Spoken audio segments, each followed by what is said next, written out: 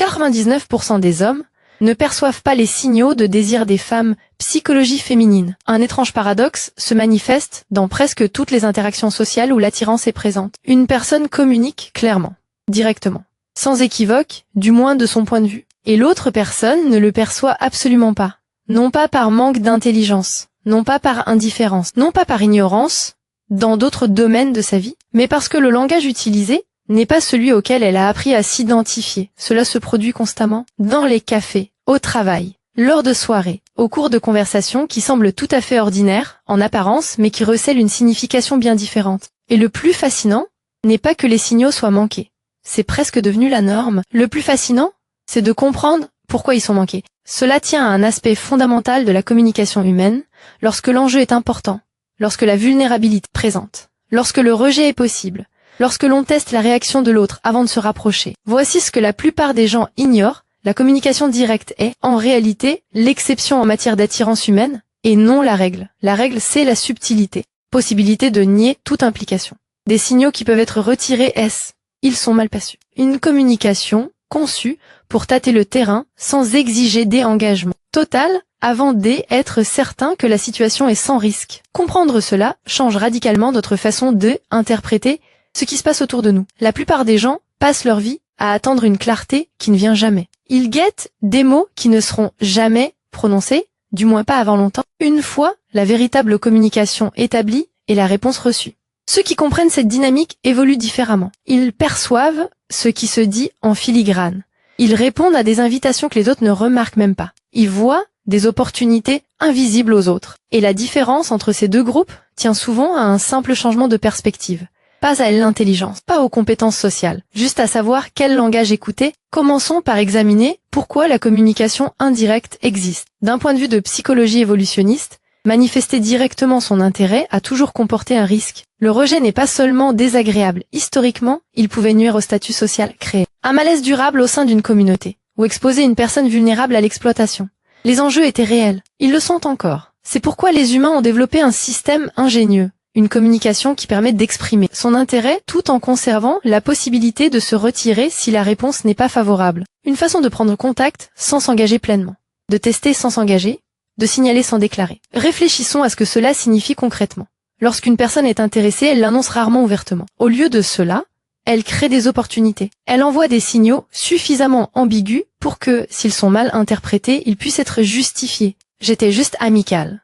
Je ne voulais pas dire ça comme ça. Tu te fais des idées, ce ne sont pas des mensonges, ce sont des échappatoires. Intégrés à la communication, dès le départ. C'est pas de la manipulation, c'est de la protection. C'est une façon profondément humaine de tâter le terrain avant de s'engager. Une manière de préserver sa dignité, quel que soit le résultat. Le problème, c'est que beaucoup de gens, surtout ceux qui communiquent plus directement, par nature, interprètent l'absence de déclaration explicite comme un manque d'intérêt. Ils attendent que quelqu'un dise « Je suis attiré par toi ».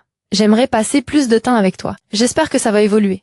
Mais en général, ça se passe pas comme ça. Ces mots viennent plus tard, s'ils viennent un jour, et seulement après une longue série de petits échanges qui ont déjà établi un intérêt mutuel. Seulement après que les deux parties ont réussi une série d'épreuves inconsciemment planifiées. Ce qui se passe en premier, c'est une série de petits comportements apparemment insignifiants qui, vus ensemble, dressent un tableau sans équivoque. La question est de savoir si l'on sait les décrypter. Et pour la plupart des gens, la réponse est non. Non pas parce que les signaux sont d'une subtilité impossible, mais parce que personne ne leur a jamais appris à reconnaître ce langage. Ils ont appris à écouter les déclarations explicites et sont passés à côté de toute la conversation qui se déroule en coulisses. Toute une dimension de la communication, toujours présente, toujours active, toujours accessible à ceux qui pouvaient l'entendre. L'un des indicateurs d'intérêt les plus fiables, quelque chose de si fondamental qu'on le néglige souvent, la proximité. Les êtres humains sont des créatures territoriales. Nous maintenons des frontières invisibles autour de nous, une zone de confort où nous ne laissons pas n'importe qui pénétrer. Cet espace est sacré. Nous le protégeons instinctivement. Nous nous sentons mal à l'aise lorsque des inconnus l'envahissent et détendus lorsque des personnes de confiance l'occupent. Si quelqu'un se place systématiquement plus près de vous que ne l'exigent les normes sociales, ce n'est pas un hasard. C'est pas aléatoire, c'est une communication en temps réel. Imaginez, dans une pièce pleine de monde, il existe une infinité d'endroits où une personne pourrait se tenir ou s'asseoir. Des dizaines d'options. Une multitude de positions parfaitement acceptables. Si cette personne choisit systématiquement l'endroit le plus proche de vous, si elle est attirée par votre zone même, Lorsque d'autres options sont possibles, ce positionnement est significatif. Il signifie « je veux être dans votre espace ». C'est votre présence que je veux être. De tous les endroits où je pourrais être en ce moment, je choisis d'être ici. Le même principe s'applique au toucher, mais de façon encore plus marquée. Non pas un toucher ostentatoire, évident, ni même un toucher indubitable, mais plutôt un toucher léger, superflu. Une main sur votre bras, pendant une conversation, une petite tape amicale pour rire de quelque chose que vous avez dit, se tenir suffisamment près pour que vos épaules se frôlant de temps en temps, ajuster votre col, enlever quelque chose de votre veste. Vous touchez le dos en passant une porte, ces micro-contacts sont totalement inutiles. On n'a pas besoin de toucher le bras de quelqu'un pour se faire comprendre. On n'a pas besoin d'être à quelques centimètres de quelqu'un pour l'entendre parler à voix normale. On n'a pas besoin de lui arranger les cheveux, ses vêtements, ou de le guider pour passer une porte. Pourtant, le toucher accomplit quelque chose que les mots ne peuvent pas. Il instaure une familiarité physique. Il franchit une limite de façon suffisamment subtile pour être réversible, mais suffisamment significatif pour tester votre réaction. Il dit « Je suis à l'aise avec le contact physique, et vous ?» Il est important de comprendre que la réaction testée n'est pas de savoir si vous répondez au toucher. Tout dépend de votre réaction. Lorsqu'une personne empiète légèrement sur votre espace et que vous ne reculez pas, lorsque vous acceptez cette proximité, voire que vous vous y abandonnez, vous lui répondez. Vous signalez que sa présence est la bienvenue. Vous réussissez le test sans même vous en rendre compte. Et cela ouvre la voie à un nouveau signal. L'escalade se poursuit, le jeu continue. Mais si vous prenez du recul, si vous créez de la distance, si vous semblez mal à l'aise, ou si vous vous éloignez, le message reçu est tout aussi clair. Et la personne peut se retirer sans jamais s'être explicitement exposée. Personne n'est rejeté. Personne ne perd la face. Le système protège tout le monde. C'est là toute la beauté du système. Les deux parties peuvent tester leur intérêt sans avoir à se rendre vulnérables face à un rejet direct. C'est élégant, c'est protecteur. Et cela se produit constamment autour de vous, que vous en soyez conscient ou non. Dans un monde de distraction infinie, l'attention est devenue l'une des ressources les plus précieuses qu'une personne puisse offrir. Pensez à votre propre expérience. Combien de choses rivalisent pour capter votre attention à chaque instant ? Téléphone qui vibre de notifications. Autres personnes qui réclament votre temps, vos propres pensées qui s'emballent, entre listes de choses à faire, soucis et projets. Une stimulation constante de toutes parts. Face à cette concurrence, choisir de se concentrer sur une seule personne, de se concentrer vraiment, avec une attention soutenue, est un acte significatif. C'est investir quelque chose de précieux, quelque chose de limité. Et la façon dont une personne répartit son attention révèle précisément ses priorités. Quand l'intérêt est là, l'attention se focalise de façon disproportionnée, perceptible pour quiconque y prête attention. Cela se manifeste de plusieurs manières distinctes. D'abord, il y a l'attention conversationnelle. Cette personne se souvient-elle des petits détails que vous avez mentionnés il y a des semaines? Évoque-t-elle des choses que vous avez dites en passant, des choses qui n'étaient pas assez importantes pour être retenues, à moins que quelqu'un ne les recense activement? Comment ça s'est passé avec ton frère? As-tu finalement essayé ce restaurant dont tu m'as parlé? T'as dit que tu avais une réunion importante mardi, comment ça s'est passé? Qu'est-il advenu de cette situation au travail? Ce type de rappel ne relève pas d'une bonne mémoire. Nombreuses sont les personnes qui ont une excellente mémoire et qui ne se souviennent de rien vous concernant. Il s'agit d'une mémoire motivée. Nous nous souvenons de ce qui compte pour nous et oublions le reste. Le cerveau prend ses décisions automatiquement sans que nous en ayons conscience. Lorsqu'une personne se souvient du nom de votre animal de compagnie d'enfant, du restaurant que vous aviez mentionné, vouloir essayer ou du fait que vous aviez une réunion importante mardi dernier, cela signifie elle a jugé ces informations vous concernant dignes d'être conservées. Elles ont été archivées, stockées, valorisées, priorisées. Ce n'est pas un hasard. Cela arrive parce que cette personne se soucie suffisamment de vous pour vous écouter attentivement. Parce que vos paroles sont perçues comme suffisamment importantes pour être mémorisées. Vient ensuite l'attention visuelle. Contact visuel pendant une conversation est la norme. C'est une simple question de politesse. Tout le monde le pratique, plus ou moins.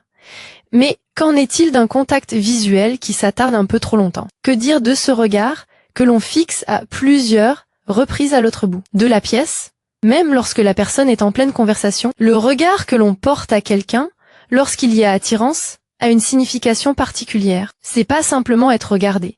C'est être observé, scruté, suivi, on le sent parfois avant même de le voir. On devient le centre de l'attention, même dans une pièce bondée. Leur regard se pose sur vous lors des silences. Ils remarquent vos mouvements, vos absences, vos retours.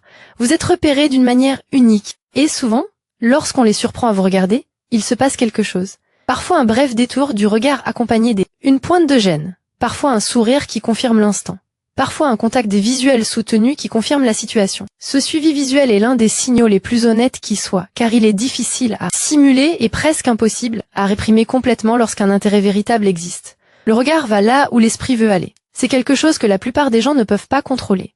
Le langage se modifie en présence d'attirance, pas de façon spectaculaire, pas de manière évidente pour un observateur occasionnel qui n'écouterait que les mots, mais selon des schémas qui deviennent clairs, une fois qu'on sait les déceler sous la surface. L'un des schémas, les plus récurrents, est la création d'une exclusivité par la conversation. Cela se produit lorsqu'une personne évoque des événements futurs auxquels vous pourriez participer sans vous inviter explicitement. Ce nouveau restaurant ouvre le mois prochain, j'ai très envie d'y aller. Il y a un concert qui a l'air intéressant. J'ai vraiment envie d'aller faire une randonnée sur ce sentier. J'ai entendu parler d'un événement qui a l'air super. La phrase reste en suspens, créant un espace. C'est une invitation qui n'en est pas vraiment une. Elle teste votre réaction. Allez-vous saisir l'opportunité et proposer d'y aller ensemble ou la laisser passer sans rien dire? C'est une porte entrouverte. La même dynamique se manifeste lorsqu'on évoque des expériences partagées. On devrait refaire ça un de ces jours. Ça me rappelle tu te souviens quand t'as dit « C'était vraiment génial la dernière fois ». Il ne s'agit pas de simples observations ou de banalités. Ce sont des tentatives pour établir un « nous », pour créer un sentiment d'identité partagée qui dépasse le cadre de l'instant présent, pour construire une histoire commune qui laisse présager un avenir commun. Pour faire de vous deux quelque chose de distinct, au-delà de deux individus séparés. Un autre schéma verbal consiste à poser des questions. Lorsqu'une personne est intéressée, elle pose des questions qui vont au-delà d'une simple curiosité superficielle. Elle cherche à vous comprendre. Vos motivations, vos expériences, votre point de vue, votre histoire, ce qui fait de vous la personne que vous êtes, ce qui vous a façonné, ce qui vous anime. Mais l'essentiel n'est pas seulement de poser des questions. Les personnes polies en posent constamment. L'essentiel est qu'elles approfondissent les réponses. Elles creusent. Elles se souviennent de vos réponses et y font référence plus tard dans d'autres conversations. Vous avez mentionné avoir grandi dans une petite ville, comment était-ce? Vous avez dit que votre père était militaire, avez-vous beaucoup déménagé? C'est intéressant, pourquoi pensez-vous que vous avez cette impression? Pouvez-vous m'en dire plus? Ceci est différent de la politesse conversationnelle de façade où les questions sont posées mais les réponses sont à peine enregistrées avant que le sujet ne change. Où les questions sont posées de manière formelle plutôt que sincèrement. Il y a aussi une forme particulière de taquinerie qui naît de l'attirance, une dimension ludique qui explore les limites tout en créant une intimité. Il ne s'agit pas de moquerie méchante, ni de taquinerie destinée à asseoir une domination ou à rabaisser l'autre. C'est un humour spécifique, légèrement personnel, un brin provocateur, et distillé avec juste ce qu'il faut de chaleur pour bien faire comprendre que l'intention est de créer du lien et non de critiquer. C'est le genre de taquinerie qu'on ne pratique que avec une personne qu'on apprécie, avec qui on se sent suffisamment à l'aise pour prendre de petits risques, quelqu'un dont la réaction compte. Si une personne vous taquine différemment des autres, si vos interactions ont une saveur particulière, cette différence est significative. Cela signifie que vous appartenez à une catégorie différente. Quand quelqu'un est intéressé, il se rend disponible, non pas de manière envahissante et omniprésente, au point de paraître désespéré ou étouffant, ce qui communiquerait tout. Autre chose, mais de manière à lever progressivement les obstacles à la connexion, à faciliter les moments partagés. Cela peut se traduire par de la réactivité, répondre aux messages plus rapidement que nécessaire. Pas immédiatement, ce qui pourrait paraître trop empressé, mais suffisamment vite pour montrer que votre communication est prioritaire par rapport aux autres sollicitations. Vous n'êtes pas en attente. Vos messages passent en priorité. Vos notifications sont consultées. Cela peut aussi se manifester par de la flexibilité, se montrer soudainement plus disponible lorsque on propose des sorties, ou être prêt à adapter son emploi du temps pour vous voir, même si l'autre personne ne le fait pas forcément pour les autres. J'y avais prévu de faire autre chose, mais je peux le déplacer. Finalement, je suis libre ce jour-là, et je vais voir si je peux même arranger. Je peux probablement réorganiser certaines choses. Ce ne sont pas des coïncidences, ce sont des choix. Des choix qui révèlent les priorités une manière que les mots ne sauraient exprimer. Cela peut enfin se traduire par de l'accessibilité, partager des informations qui facilitent la prise de contact, créer des opportunités de communication. Je suis généralement dans ce café le samedi matin. Mon emploi du temps est assez libre la semaine prochaine.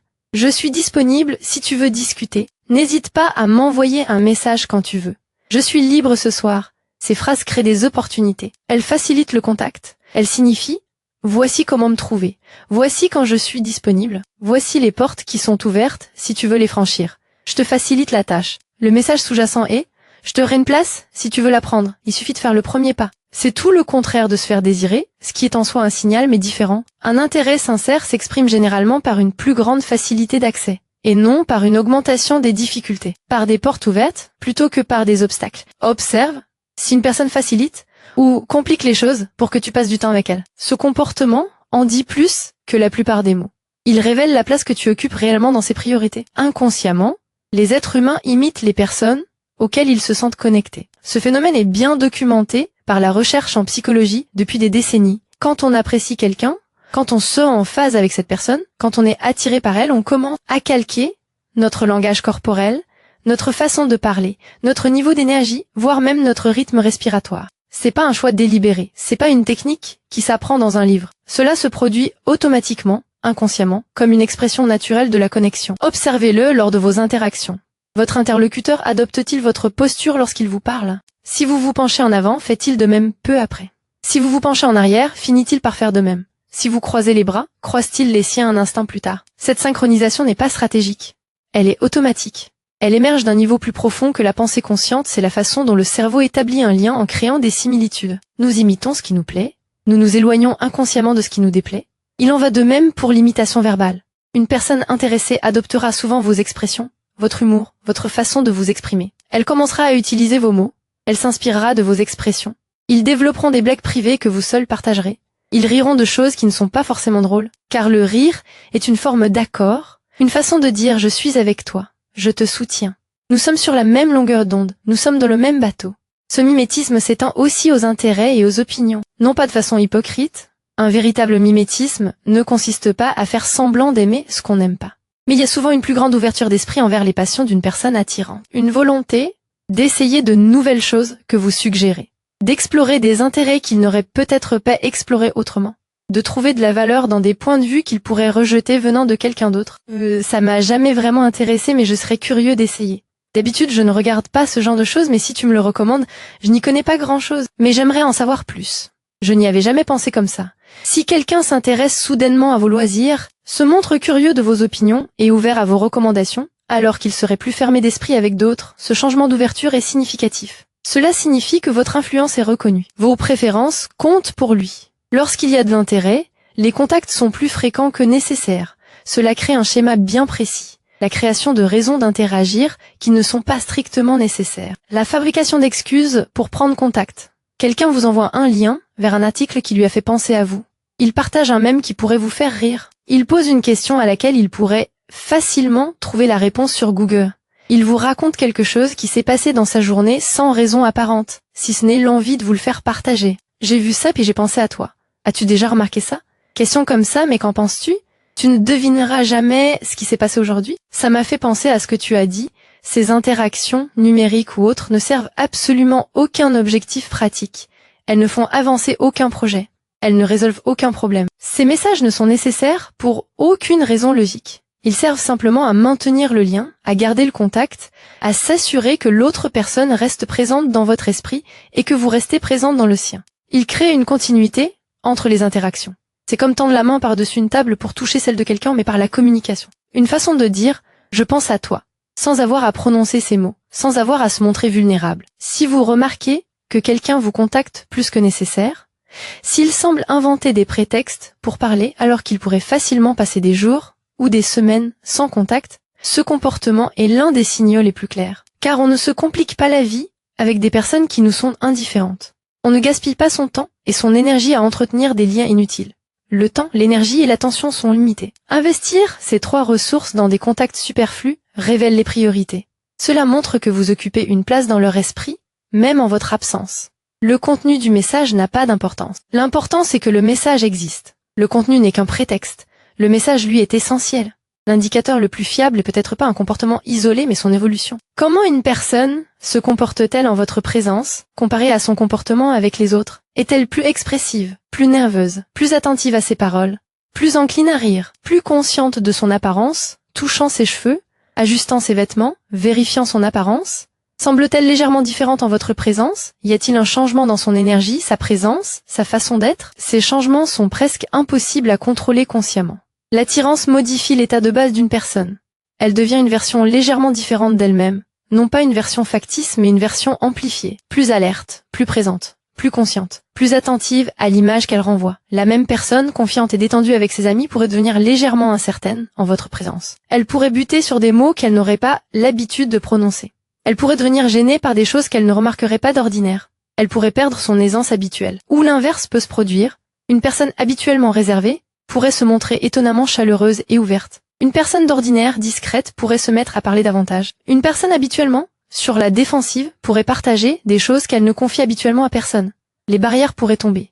Dans les deux sens, le changement est significatif. Ce qui compte, c'est qu'il y ait un changement, que votre présence modifie quelque chose dans la façon dont il se comporte, que vous ayez un impact. Soyez attentif aux incohérences. Si une personne semble différente en votre présence qu'avec les autres, si vos interactions ont une qualité qui ne correspond pas tout à fait à ces autres interactions, cette différence est un signal. Vous les influencez. Votre présence a un effet. Et cet effet, quelle que soit sa direction, révèle que vous êtes perçu différemment par les autres. Vous appartenez à une autre catégorie. Vous comptez d'une manière différente des autres. En fin de compte, voici à quoi tout cela se résume. L'attirance se manifeste rarement. Elle ne vient pas se présenter clairement. Elle ne vous serre pas la main en exposant ses intentions. Elle s'exprime par des schémas, par des comportements accumulés qui, pris individuellement, pourraient ne rien signifier, mais qui, ensemble, forment une image indéniable. Proximité. Attention. Schémas verbaux. Disponibilité. Imitation. Contact provoqué. Changement de comportement. Aucun de ces éléments, pris isolément, n'est une garantie. Le contexte compte. Les différences individuelles comptent. Les facteurs culturels comptent. L'histoire personnelle compte. Un signal isolé peut être insignifiant, un simple bruit de fond dans le chaos des interactions humaines. Mais lorsque plusieurs signaux convergent, lorsqu'une personne est constamment plus proche que nécessaire, prête une attention particulière à vos paroles et à votre présence, crée des ouvertures verbales pour de futures interactions, se rend disponible, imite vos comportements, crée des raisons superflues de contact et se comporte différemment avec vous qu'avec les autres, la convergence de ces signaux constitue une communication. Une communication claire, si l'on sait la décrypter. Le drame n'est pas que ces signaux soient difficiles à détecter. Ils ne le sont pas, une fois qu'on sait quoi chercher. Une fois le schéma mis en évidence, on le remarque partout. Le drame, c'est que beaucoup de gens passent leur vie à attendre des déclarations explicites qui se font rares. Ils attendent des mots, tout en passant à côté de tout ce qui se dit sans eux. Ils cherchent un langage qui n'est pas parlé tout en ignorant celui qu'il est. Ils passent à côté de l'évidence car ils sont à l'écoute de la mauvaise fréquence. Comprendre ces schémas ne garantit aucun résultat particulier. Bien interpréter les signaux ne signifie pas que vous saurez toujours quoi en faire. L'incertitude, le risque et la possibilité de se tromper persistent. Les signaux indiquent une direction, ils ne vous tracent pas une carte. Ils vous assurent que lorsqu'une personne manifeste de l'intérêt, vous êtes au moins capable de l'entendre. Vous n'êtes plus sourd à toute une dimension de la communication humaine. Vous ne ratez plus la moitié de la conversation. Comprendre ces signaux ne signifie pas suranalyser chaque interaction. Il s'agit de reconnaître quand l'intérêt a déjà été exprimé, discrètement, et de décider s'il faut aller plus loin ou laisser passer l'occasion. Car la plupart de ces signaux sont des tests. De petites invitations qui attendent de voir si vous allez répondre. Et l'un des tests les plus clairs, le plus difficile à feindre et le plus facile à manquer, passe par des mots qui semblent anodins, mais qui ne le sont pas. Les compliments. Pas les compliments polis et superficiels, ceux qui révèlent quelque chose de plus profond. Ceux que les femmes utilisent lorsqu'il y a déjà de l'attirance et qu'elles attendent de voir si vous la remarquez. La vidéo suivante décortique précisément ces compliments, pourquoi ils sont formulés ainsi et ce qu'ils communiquent réellement.